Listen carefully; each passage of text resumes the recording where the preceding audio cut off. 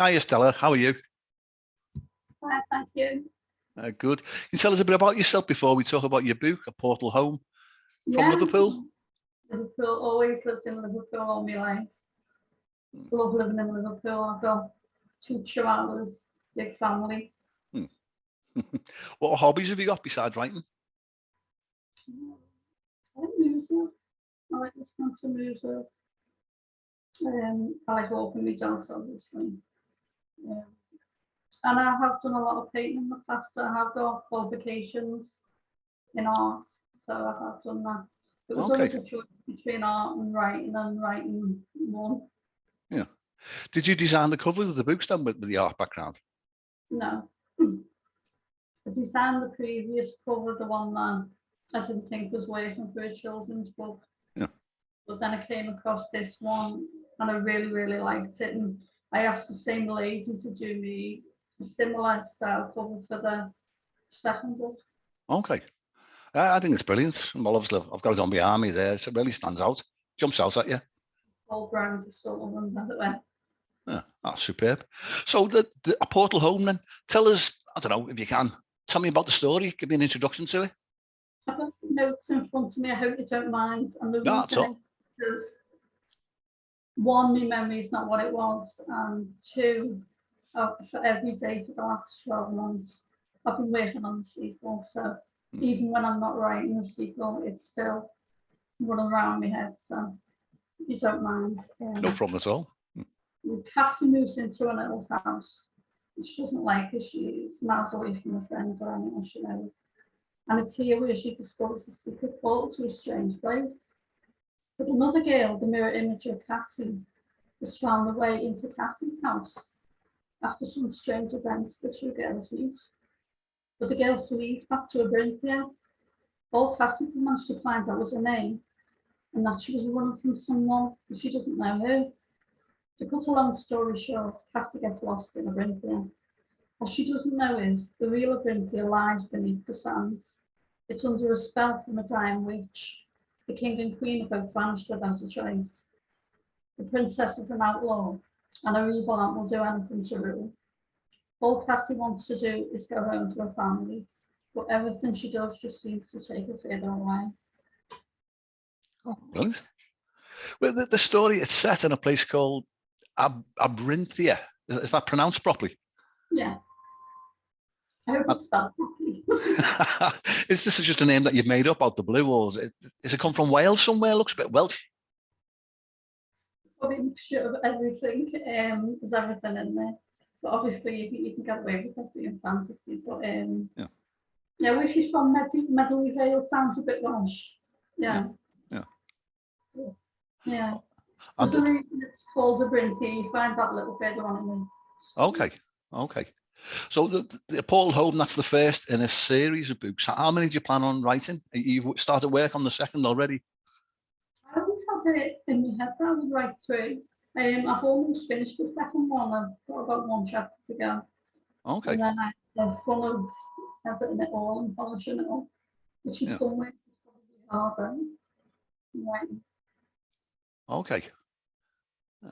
When did you actually start writing? Have you done this from an early age? Is this your first foray into publishing your own work? I always wanted to write. I always knew I would.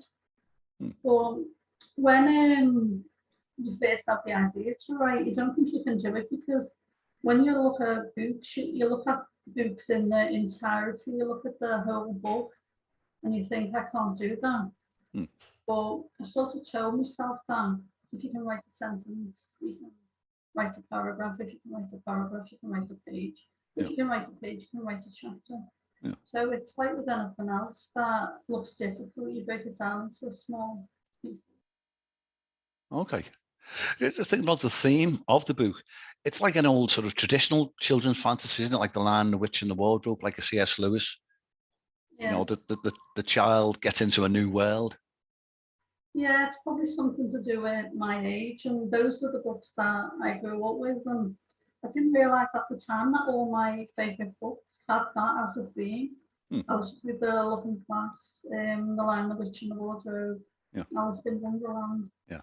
all the same story, the Wizards of Oz. You would get lost somewhere you didn't know existed, and you know, have all kinds of trials and things to get back home again. And it just felt natural. That's what my book would be about. Well, there's a good reason why they're still popular now. You know, it's a universal tale, you know, that people really enjoy. And it's always a, you know, brilliant theme. I'm probably old-fashioned at my age, but I think I was always old-fashioned as a child anyway. So What do you mean your age? Fashion stories. What do you mean your age? You know, Well, my kids don't like the stories that I grew up with. Like, no, yeah. I mean, I like Harry Potter and all that newer stuff. So yeah. No, I agree with you. I think the better stories from the past. and such great writing. Yeah, of course. I had a look at the sample of your writing today. Was there a reason that you wrote it in sort of past tense, third person? Are you comfortable writing that, or did you experiment with your writing style? We're in third person. Yeah. And I also like seafaring tales. I like Robert Louis Stevenson. I love Kidnap, Treasure Island. You're probably going to see how much I love seafaring tales in the next book. It's an element of that book. So I think everything I've ever read and watched, and I think that the things that stay with us are the things that have that deep emotional, you know, meaning to us, the things we enjoy the most. And I think they stay inside you as a person. I think, you know, when you are writing your own book, those things all flood out in different ways. It's really strange, but it's like they're always in there. They always stay with you. Yeah. But one thing I just want to say on something we mentioned earlier was I did homeschool for 15 years, and when I was homeschooling, I would take a subject that is difficult, because I wasn't a qualified teacher, but I would study literally 4 or 5 hours each night. The subject I was teaching the next day, because it was a lot of subject. But I would take a difficult subject and I would break it down. I would have to break it down in a way that my kids understood. And I did that all the time. So I would take something like the theory of relativity and I would make it so a 10-year-old could understand it or 11-year-old could understand it. And I didn't realise, but I suppose in some ways that means that whatever that I sort of want to write about, I can break it down for kids. And it was probably a good experience. Okay.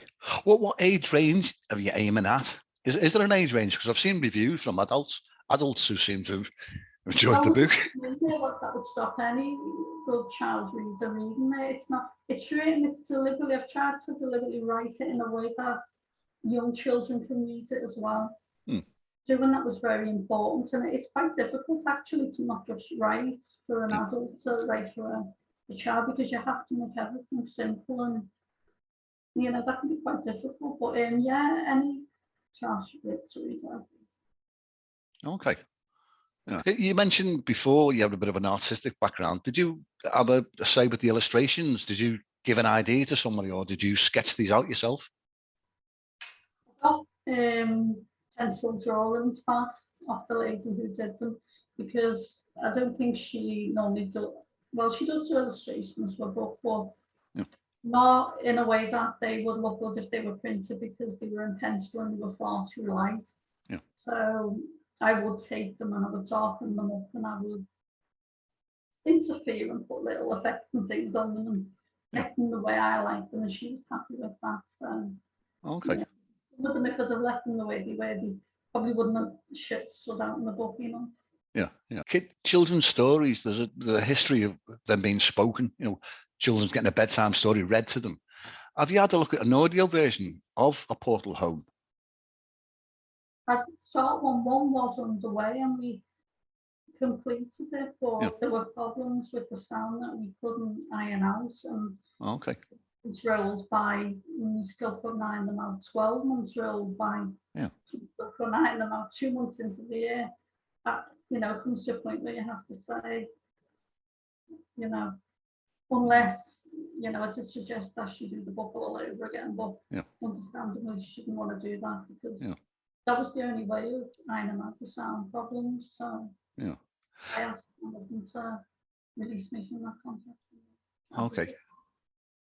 Yeah, I struggled finding an audio doing like a shared deal, a shared royalty deal for my own book, but I had to wait something like 6 months for him to become available, and even then, I think it took him about, I don't know, 3 months at least, just to get it in some kind of shape, where we could have a look at it, like some kind of draft. So There's a fear with me now. There's a fear of going through all that again and not having a lot to show at the end of it, because it didn't work out. Nobody's fault. Those things. I just think it wasn't meant to be in the end. But maybe in the future. Yeah. You published independently, haven't you? Did you ever go through that awful process of trying to get in touch with a traditional publisher and an agent and wait years for a reply? Sort of gave up after about 20 knockbacks. Yeah. And same as everyone. Long contract, which was really awful. And I didn't want to take it just to be able to say, oh, I've published traditionally. That didn't matter. What mattered was, how it would benefit me, and and the publisher's website. I went on the publisher's website, and it didn't look like he did a lot to sell the books that were on the website. And the marketing. Amazon, and I would look at the reviews, and it just didn't look like there was a lot happening. And I thought, this isn't for me. At least, if I have my own website, I can, sell my book the way I want it, and I can make more of a deal of it. I know that if you're traditionally published, you have to market your book to an extent yourself anyway, but it just didn't suit me. To be honest, I mean, I think it was a good thing that my first book was independently published on Amazon, because I did pull it after 12 months and decided to do a rewrite. You see, what happened was I wrote the second book, and when you write the second book and you improve so much, writing, you go back and look at the first book and you think, it niggled at me, and so I took it, and I wouldn't mind. I was like a chapter away from finishing the second book, but I went back and rewrote many parts of the first book. So I did that. Not only did that, but I changed the book because I wasn't happy with it. Okay. I mean, it's a learning process, and had it been with a traditional publisher, those things might have been more difficult to do. And I probably felt really bad about not being able to just pull it when I felt like, and then just press and publish. Yeah. I know exactly what you mean. Yeah, there would be no chance. Part was getting the cover size right for KDP. Yeah. Whatever, I must have had about 50 covers in that. I could get none of them to go in this, this little template to give you. Oh, it's horrendous. Well, it's out there now. Have you got a writing routine? You got like a standard set hours where you sit down and start writing? Well, I write every day. Yeah. Because if I don't write every day, I'll lose my mojo a little bit. And I write at the end of the day, when everything else is that I have to do has been done, and my mind is clear and it's free, and the only thoughts, thoughts of me story. Yeah, that makes sense. Yeah. Have you got any advice for someone who says, if you tell anyone that you're a writer, they say, "Oh, I've got a book in my head." Any advice for someone who a would-be writer who aspires to it but hasn't actually put any words down on paper? For the money. Yeah. Because writers really get rich. Yeah. True. Just do it for the love of it. And enjoy the process of writing. Because if you initially write because you enjoy writing, but if you contact all these, publishers, I'm not saying it's wrong, you should contact publishers, you should contact as many as you can, but sometimes you can get a little bit lost in that, and sometimes a little bit of the joy can be stolen, and you think, do I want to continue with this? But if you just write for the sheer joy of writing, if you can keep the two apart, then you will always continue to write, because you will always get that joy back. Yeah. What kind of feedback have you had on this your first novel? I know you've got a decent Twitter account with decent amount of followers. Are you actually marketing? Are you saying to people, you know, please read my book? No, I've given No. up. Well, it's hard to get feedback from kids I know. because they don't really reviews, do they? I know. So I'll never, you know, it's all adults. I've had adults read it, but Yeah. I've yet to have a, you know, a child read it and give me any kind of feedback. It all seems to be adults. Yeah. But I always think back to, you know, when I used to go to the cinemas more, don't so much go these days, and there would be things on like Shrek, and there would be queues around the corner, and half of that queue was dads, wasn't it, or mums? Yeah. Even mums, so the kids. So you know, there is a market even with adults, I think. Yeah. I know one of the few disadvantages of publishing with Amazon is that I know a few people who read my book and they said that they can't put a review on. You need to have an Amazon account and you need to have like a minimum spend on Amazon. I don't know whether it's 30 or 40 quid or something, but they were unable to write a review. Like people have said, I've said to them, just write a few words, you know, not a bad read or load of rubbish, anything just to get like a number. I think you've made it so you can just leave a star rating now. Oh yeah. So when I sort of promote my book for free on Twitter, which I do maybe once or twice a year, I will leave the link. Yeah. Straight to the review. Yeah. Oh, okay. You just click the link and the review's there. Because I find that people just don't want to, you know, start looking for how to, especially if they haven't done it before. Okay, I didn't know about that. I'm going to have a look at that myself. Yeah. What's your ambition, Stella? You hoping that, I don't know, Mr. Netflix or film companies come and knock on the door and say, I want to buy the film rights to A Portal Home? Yeah. I'm very interested in screenwriting as well. That was one of the things that I've maybe thought about in the past because I love plays and I love Liverpool playwrights as well. And screenwriting interests me as well, but I think it would get in the way of me writing. So I think I can only do one thing at a time. It's a totally different medium. I spoke to a writer last week in the States and he told me that he writes, I don't know, he'll write a passage of the novel and he'll go away and he'll write the same thing, but in a screenplay format. I couldn't get my head around that because it's purely visual, isn't it? You know, from the screenplay side of things. Yeah. I have looked at scripts in the past because I'm just purely interested in them old movie scripts and things like that, how they're written, and I've often thought, you know, I would like to write one of them, but I think my writing would lend itself to it because the dialogue is there. There's quite decent dialogue in it, but I always thought it looked more like a screenplay than a book anyway. So. Yeah.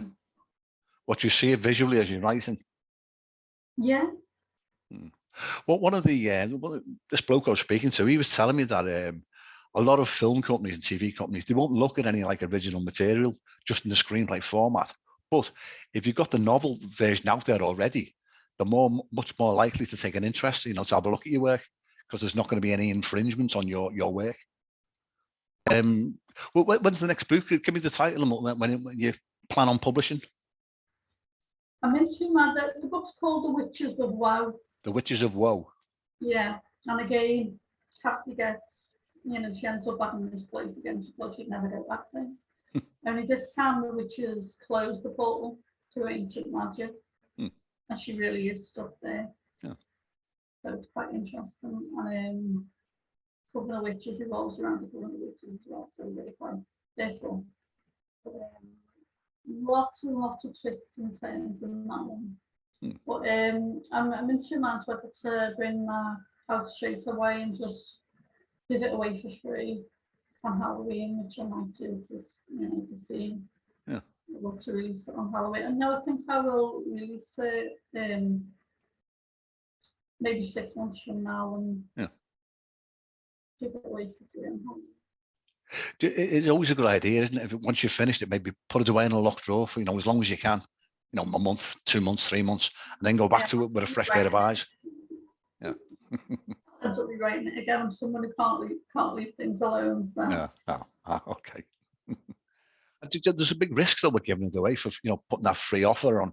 You probably get a lot of reviews, but obviously, you know, you're losing a big chunk of your customers. struggle with reviews, and so at the moment, getting people to leave a review, that's probably the most important thing. You see, with this Facebook, I never wrote this Facebook to make any money. Okay. I wrote this Facebook for people to get to know me and to get to know you, so that when the second book came out, that will be in place, and the third book. But okay, so you'll have created a brand. The audience was important. I mean, before 2020, I didn't even have a social media account. Yeah, you've done well so far. What about social media? Do you use Facebook as well, and TikTok, and what's it called, Instagram?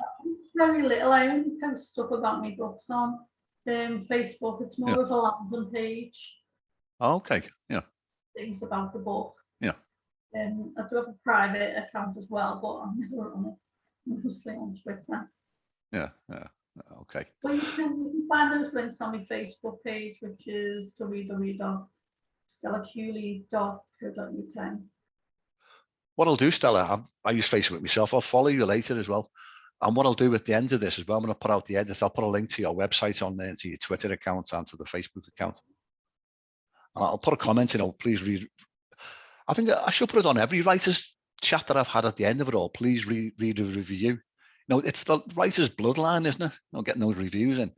Yeah. And it's harder, I think, when you do children's books, because kids don't reviews. You know what? And even if adults buy it, true. Kids, Do you know what? I wouldn't have thought of that as well. But that's entirely correct, isn't it? You're going to get. You might get 1 million kids reading the book, but none of them are going to write a review to Mr. Amazon, are they? No, that's it. It's really, really difficult. Yeah. I have had a few from things like Reader's Review. I got 5-star for that. Yeah. And but I have to sort of go on websites and find, these professionals that read it and give you an honest opinion, and but, that costs money. It does cost money, unless you've got a limited pot. You can get reviews if you have a deep pocket, but someone like me doesn't have deep pocket. Yeah, and you I'm got to not be rich. Deep pockets, I would spend it that way. Yeah.